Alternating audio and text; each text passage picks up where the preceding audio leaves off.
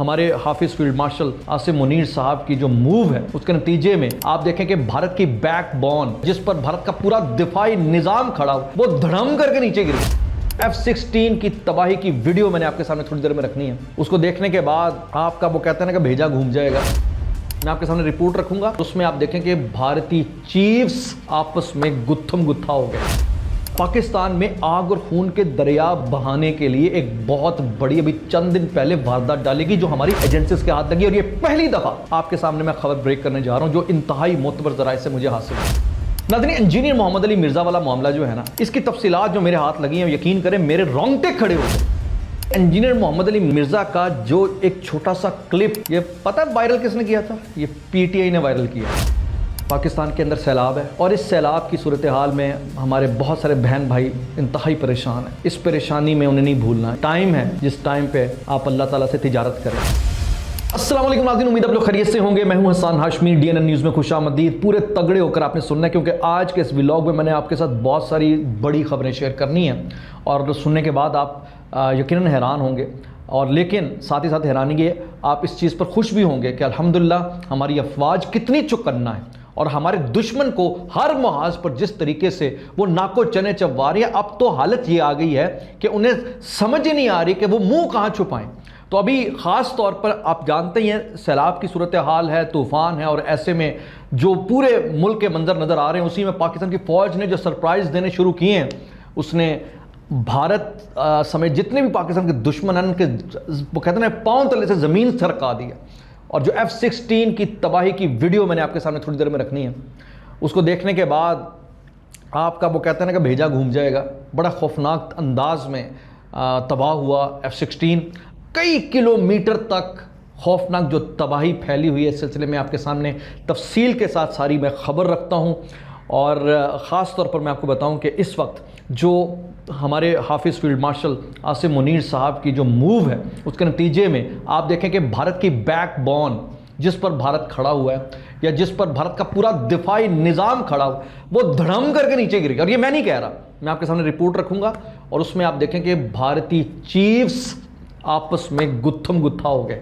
پہلے تو air chief نے چپیڑیں ماری تھی نا، کھائی تھی سوری، اب بھارتی جو ٹاپ لیول یعنی بری فوج کے چیف، ایئر چیف اور نیول چیف آپس میں گتھم گتھا ہو گئے۔ واہ واہ واہ واہ، مطلب دیکھیں بھارت کے اندر گھسی ہوئی ہے ہماری فوج، حواسوں میں چھائی ہوئی ہے ہماری فوج، کوئی سمجھ نہیں آ رہا، بالکل حواس بھاگتا ہے۔ اچھا، اس ساری صورتحال اور وہ تباہی کی ویڈیو دکھانے اور تباہ کن مناظر دکھانے سے پہلے ایک سب خبر جو پاکستان کے اندر چل رہی ہے، بہت بڑی خبر اور بہت بڑی کانسپیریسی، وہ ذرا میں آپ کے سامنے رکھ دوں۔ پاکستان میں آگ اور خون کے دریا بہانے کے لیے ایک بہت بڑی ابھی چند دن پہلے واردات ڈالے گی جو ہماری ایجنسیز کے ہاتھ لگی، اور یہ پہلی دفعہ آپ کے سامنے میں خبر بریک کرنے جا رہا ہوں جو انتہائی معتبر ذرائع سے مجھے حاصل ہوئی۔ ناظرین، انجینئر محمد علی مرزا والا معاملہ جو ہے نا، یہ اتنا سادہ معاملہ نہیں ہے۔ اس کی تفصیلات جو میرے ہاتھ لگی ہیں یقین کریں میرے رونگٹے کھڑے ہو گئے کہ یار کس قدر خوفناک بات ہے۔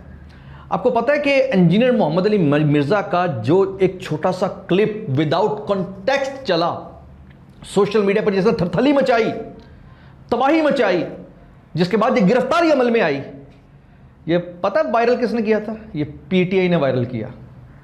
اور یہ گھنونا منصوبہ کیا تھا؟ اب ذرا اسے غور سے سنیں۔ آپ جانتے ہیں کہ پاکستان تحریک انتشار اپنے ہر کارڈ کو کھیل کے ناکام ہو چکی ہے۔ اب اس کے پاس کوئی کارڈ نہیں بچا، اب وہ ایک بالکل چلے ہوئے کارتوس کی طرح ہیں، ایک جلی ہوئی رسی کی طرح ہیں جس کے اندر بس اب چند بل رہ گئے ہیں۔ تو ایسے میں ڈیفینیٹلی یہ ملک دشمن جماعت جو ہے پاکستان کے خلاف اور افواج پاکستان کے خلاف کچھ نہ کچھ تو سوچتا تھا۔ تو ایسے میں ان کی جو تھنک ٹینکس ہیں نا، برین یا میرے ذرائع کے مطابق، انہوں نے سوچا کہ اب ہمارے پاس واحد ایک راستہ بچا ہے کہ کسی طریقے سے ہم ایک ایسی مذہب کی آگ لگا دیں خود سامنے آئے بغیر، جس سے ہمارا وہ مقصد پورا ہو جائے کہ پاکستان کے اندر انتشار ہو اور حالات بے قابو ہو جائیں۔ اور اس کے بعد ذرا یہ بتاتے ہیں کہ تحریک انتشار کے تھنک ٹینک نے قرہ نکالا انجینئر محمد علی مرزا والے ایشو پہ۔ اچھا، ایشو ابھی یہ آیا نہیں تھا، مطلب یہ کہ انہوں نے سوچا کہ انجینئر محمد علی مرزا ایک ایسی فگر ہے جو بہت ہی بلنٹ اور سٹریٹ بات کرتے ہیں، اور ان کے مقابلے میں تمام مذہبی جماعتیں جو ہیں نا وہ ساری کی ساری اندر ہی اندر پھٹنے کو ہیں. تو جو غصہ انجینئر محمد علی مرزا کا ہے نا, کوئی نہ کوئی ایسا ماحول بنایا جائے جس میں انجینئر محمد علی مرزا کی آڑ میں یہ جماعتیں یوز ہو جائیں, اور اس کے بعد جب مذہبی جماعتیں آؤٹ آف کنٹرول ہوتی ہیں نا, تو پھر بھائی ہر چیز آؤٹ آف کنٹرول, یہ نہیں رکتا, کیونکہ مذہب کا معاملہ ایسا ہے. تو پلان تو بڑا زبردست تھا. اور اس میں ایک اور مزیدار بات یہ کہ ذرائع کے مطابق تحریک انتشار نے یہ بھی سوچا کہ یہ مذہبی جماعتیں جہاں انجینئر محمد علی مرزا کے سخت خلاف ہیں, جانی دشمن ہیں, یعنی ایک دوسرے کی جانی دشمن جماعتیں انجینئر کے مقابلے میں ایک ہیں, وہیں یہ ساری دینی جماعتیں عمران خان کے ساتھ کھڑی ہیں. کیونکہ یہ سوال اکثر اٹھتا ہے کہ یار عمران خان کے بدترین فحاشی اور ملک دشمنی کے باوجود ہماری مذہبی جماعتیں, عالم علماء دین کو سمجھنے والے بھی اس کی حمایت کرتے ہیں, کیوں کرتے ہیں؟ اس لیے اسے فتنہ قرار دیا جاتا ہے. تو وہ فتنے میں ہے نا, نہیں ہو. تو پلان تو بڑا زبردست تھا.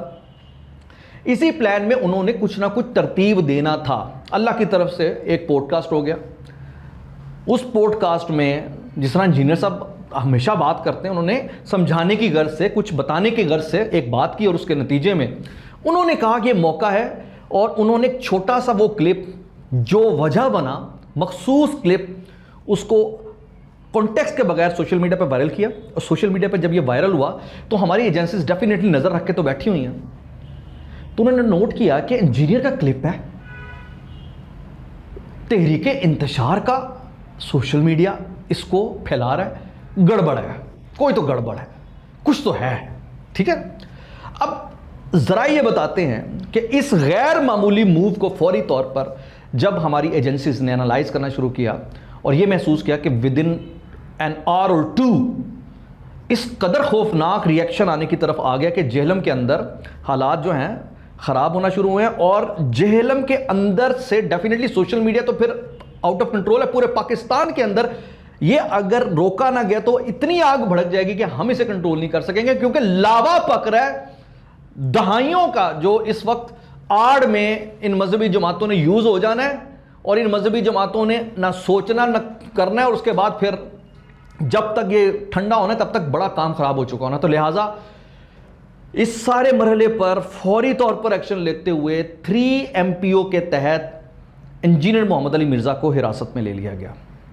اب یہ بیسیکلی اس قدر شارپ اور خوبصورت موو تھی ہماری ایجنسیز کی, ہمارے اداروں کی, کہ اس انجینئر محمد علی مرزا صاحب جن کی آڑ میں یہ کھلواڑ کرنے کے لیے یہ گھنونا پلان کیا گیا تھا, اس میں جناب انجینئر صاحب کی گرفتاری کے فوراً بعد وہ کہتا ہے سٹ پہ گئی, ٹھنڈا ہونا شروع ہو گیا.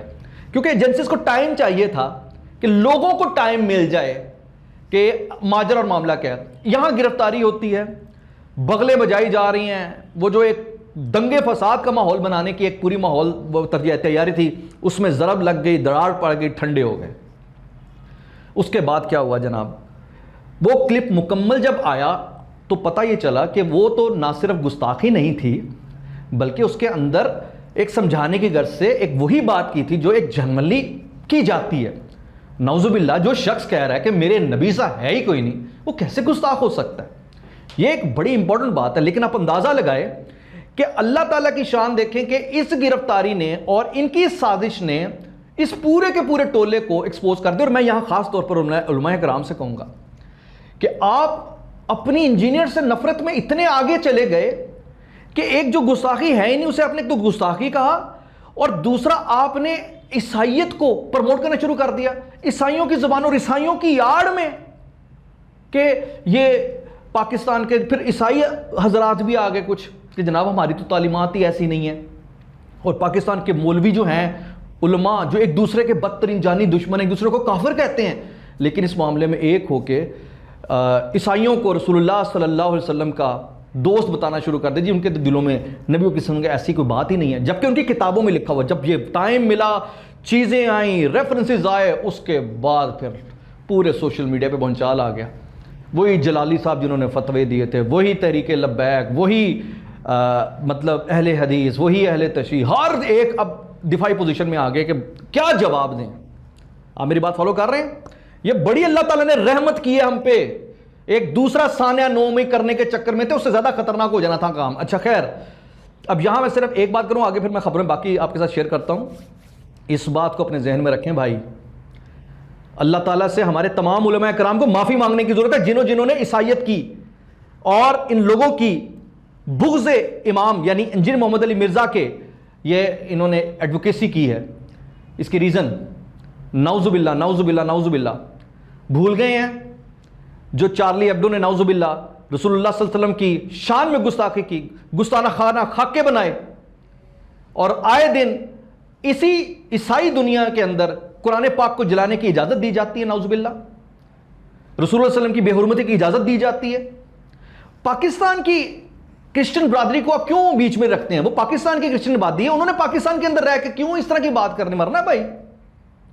لیکن آپ تعلیمات میں جائیں گے تو ان کے لکھے ہوئے مناظرے پڑے ہوئے سارا کچھ، اب ہر چیز آ گئی نا سامنے، تو اس کے بعد آپ اندازہ لگائیں کہ ہمارا جو عقیدہ ہے حضرت عیسیٰ علیہ السلام کے حوالے ہم زیادہ کرتے ہیں ان سے پیار.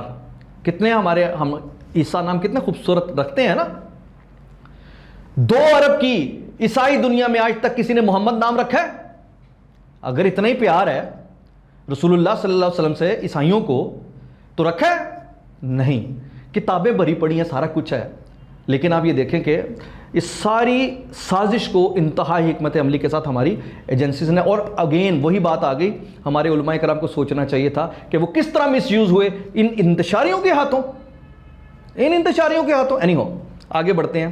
آگے میں بتاؤں آپ کو کہ اب ماشاءاللہ ہماری ایجنسیز نے جہاں اندرونی ان فتنہ پروروں کو نکیل ڈالی ہوئی، وہیں ہمارے جو اس وقت پاکستان کے اندر آپ دیکھتے ہیں سیلاب آیا ہوا ہے. بھارت نے خاص طور پر کرتارپور کو ٹارگٹ کیا، پاکستان کے مختلف علاقوں کو ٹارگٹ کیا. ابھی یہ جو تصویر آپ دیکھ رہے ہیں یہ وہ تصویر ہے جو کہ بھارت کے لیے موت کا پروانہ ہے. حافظ سید عاصم منیر صاحب کرتارپور پہنچے ہوئے سکھ برادری کے ساتھ ملاقات کر رہے ہیں. اب تصور کریں یار، کیا بندہ ہے یار یہ حافظ، مطلب کہاں سے، کہتے ہیں مومن اللہ کے نور سے دیکھتا ہے ہر فیلڈ میں. اب کیا ہو رہا ہے پوری دنیا کے اندر ایک ہی نام کا ڈنکا بوجھ رہا ہے. اللہ جب عزت دیتا ہے تو پھر ایسے عزت ہوتی ہے، پھر اللہ کی شان ایسے ہی ہے نا کہ آج ان کے بدترین دشمن ان کا نام لیتے ہیں. اور آج دیکھیں کہ وہ بھارت جو پاکستان کو اس سیلاب کی آڑ میں انگیج کرنا چاہ رہا تھا، پاکستان کی افواج پورے پاکستان کے اندر خیبر پختونخوا پھر پنجاب کے حالات جو بنے ہوئے ہیں اس میں ریسکیو آپریشنز میں ہر اول دستے کے طور پر گھر گھر جا رہے ہیں، لوگوں کو اٹھا رہے ہیں، ریسکیو کر رہے ہیں. ہمارے آرمی چیف، ہمارے فیلڈ مارشل سکھ برادری کے پاس پہنچے ہیں، نارووال، سیالکوٹ سیکٹر، اس کے علاوہ آپ دیکھ لیں شکر گڑھ، مختلف علاقوں کے دورے کر رہے ہیں. اور یہ بیسیکلی وہ مناظر ہیں جو ہماری افواج کے حوالے سے اور زیادہ بتا رہے ہیں. اور دنیا کو پتہ ہے اس بارے میں کہ پاکستان اگر یونائٹڈ ہے تو پاکستان کی فوج کی وجہ سے. یہ میں نہیں کہہ رہا، یہ میجر گورافاریہ کے الفاظ ہیں کہ جس نے اگر ابھی تک گوند کی طرح باندھ کے رکھا ہوا ہے نا پاکستان کو، وہ فوج ہی ہے. ٹھیک ہے، تو میرا مقصد یہ کہ یہ پاکستان کو اس سیلاب کی آڑ میں پانی بند کرنے والے پانی بھیج کر جس طرح انگیج کر رہے تھے پاکستان کی فوج پر، جس طریقے سے کر رہے تھے وہ گھیرا تنگ. اب پاکستان کی الحمدللہ جو فوج ہے وہ اپنے ڈسپلن کی وجہ سے اور موبلائزیشن کی وجہ سے ہر محاذ پر پوری طرح سے ڈٹی بھی ہوئی ہے اور ان کا پورا ہولڈ اینڈ کنٹرول بھی ہے. دوسرا، سرحد کے اس پار پاکستان کی فوج ان کے حواسوں کے اندر چھائی ہوئی ہے. اور میں اب جب خبر رکھنے لگا ہوں، یہ خبر بہت بڑی خبر ہے اور اس خبر کو آپ زیادہ سے زیادہ شیئر بھی کیجئے گا. وہ خبر ناظرین یہ ہے کہ پاکستان سے جو بدترین شکست کھائی ہے بنیاد المرصوص میں، اس وقت اس کی وجہ سے اتنے دن گزر گئے ہیں نا، ہر روز تو دلیل ہو رہے ہیں، بھارتی جو فوجی قیادت ہے اس میں پھوٹ پڑ گئی ہے. میں کس کی بات کروں؟ بھارتی فوجی قیادت میں. قیادت کا یہ عالم ہے تو نیچے پیچھے فوج کی کیا ہوگا؟ فوج تو نام ہی ڈسپلن کا ہے. آپ اندازہ لگائیں کہ ان کی حالت یہ ہے کہ خبر یہ آ رہی ہے، اور یہ خبر ہے جناب بھارتی جریدہ ہے دی اکنامک ٹائم، اور اس کے مطابق انہوں نے بتایا ہے کہ بھارت کی جنگی حکمت عملی پر شدید اندرونی اختلافات ہیں. تھیٹرائزیشن پر تمام بھارتی یعنی تینوں بھارتی افواج کے درمیان جو طاقت کی لڑائی ہے، گیم آف تھرون ہے، وہ یہ جو کشمکش ہے یہ بہت تیز ہو گئی ہے. اس رپورٹ کے مطابق ایئر چیف مارشل امریت سنگھ نے تھیٹرائزیشن منصوبے کو جلد بازی میں نافذ کرنے کے خلاف خبردار کیا. بھارتی ایئر چیف کا کہنا ہے کہ اس وقت ہر چیز میں خلل ڈالتے ہوئے ایک ڈھانچہ بنانا اچھا خیال نہیں ہے. تو اس حوالے سے اب امریت سنگھ نے مزید کہا ہے کہ ذاتی طور پر سمجھتا ہوں کہ دلی میں مشترکہ منصوبہ بندی اور رابطہ کاری مرکز ہونا ضروری ہے. تھیٹرائزیشن کے نفاذ کے لیے ہمیں کسی دباؤ میں نہیں آنا چاہیے.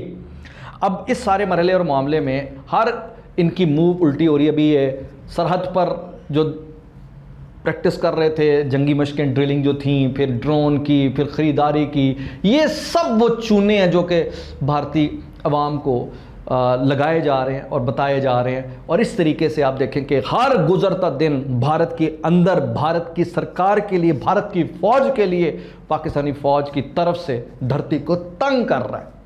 اور میرے یہ الفاظ نہیں ہیں, یہ عمل کی تصویر ہے. آپ جائیں دیکھیں, ہر روز آپ کو یہی ملے گا. اس کے علاوہ last but not the least ایک ویڈیو میں دکھانے لگا ہوں, یہ ویڈیو ساتھ دیکھ رہے ہیں آپ.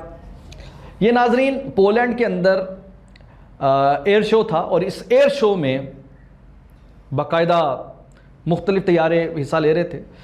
یہ F-16 طیارہ بھی کرتب دکھاتے دکھاتے کنٹرول کھو بیٹھا اور نیچے آ کر سیدھا زمین پہ گرا, اور اتنا بھی ٹائم ذرائع کے مطابق نہیں مل سکا پائلٹ کو کہ وہ ایجیکٹ کر لیتا. تو کہا یہ جا رہا ہے کہ پائلٹ بھی اس میں حادثے میں مارا گیا ہے. اچھا, اب جاتے جاتے صرف ایک بات میں کہنا چاہوں گا آپ تمام دوستوں سے. پاکستان کے اندر سیلاب ہے, اور اس سیلاب کی صورتحال میں ہمارے بہت سارے بہن بھائی انتہائی پریشان ہیں. اس پریشانی میں انہیں نہیں بھولنا. یہ مت سمجھیے کہ یہ پریشانی صرف ان کی ہے. یہ ٹائم ہے جس ٹائم پہ آپ اللہ تعالیٰ سے تجارت کریں. اللہ تعالیٰ سے تجارت کرتے ہوئے اللہ تعالیٰ کو قرض دیں, قرض حسنہ. کیسا یہ قرض ہے کہ ہم اسی کو لوٹا رہے ہیں جو ہمیں دے رہا ہے. یعنی اللہ کے دیے ہوئے میں سے ہی آپ اللہ کو قرض حسنہ دیں, کیونکہ رسول اللہ صلی اللہ علیہ وسلم نے فرمایا قیامت کے دن اللہ اپنے بندے سے پوچھے گا, میں تیرے پاس بھوکا آیا تھا, تو نے مجھے کھانا نہیں کھلایا. میں تیرے پاس مفلسی میں آیا تھا, تو نے میری داد رسی نہیں کی, اور تو نے میری مدد نہیں کی. اب اللہ کو تو مدد کی ضرورت نہیں, لیکن اللہ آپ کو سمجھانے کے لیے, مجھے سمجھانے کے لیے کتنی بڑی مثال رسول اللہ صلی اللہ علیہ وسلم کے لیے ہمیں دے رہا ہے, کے ذریعے ہمیں دے رہا ہے کہ اس موقع پر جو بھی آپ خرچ کر رہے ہیں یہ اللہ کو قرض دے رہے ہیں. اور کیا بات ہے, اللہ کو قرض دیا جائے تو آپ اپنی عطیات سے, زکوٰۃ سے, صدقات سے اپنے ان بھائیوں کی مدد کریں. ابھی سے زکوٰۃ نکال لیں, اللہ کے لیے کرنا ہے آپ نے. جس بھی جماعت پہ آپ کو یقین ہے کہ یہ ویلفیئر کا کام کر رہے ہیں, آپ اس جماعت کو جا کر اپنے پیسے دیں, اپنے زیورات دیں, جو کر سکتے ہیں دیں. اللہ اور بندے کا معاملہ ہے. اس مشکل گھڑی میں آپ اپنے بھائیوں کی مدد پہ لگ جائیں, اللہ آپ کی مدد پہ لگ جائے گا.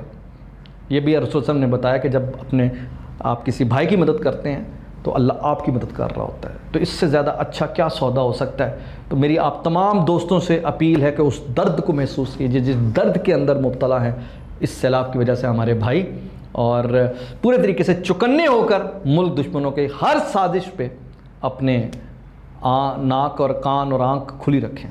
حسان ہاشمی کو اجازت دیجیے. اللہ حافظ.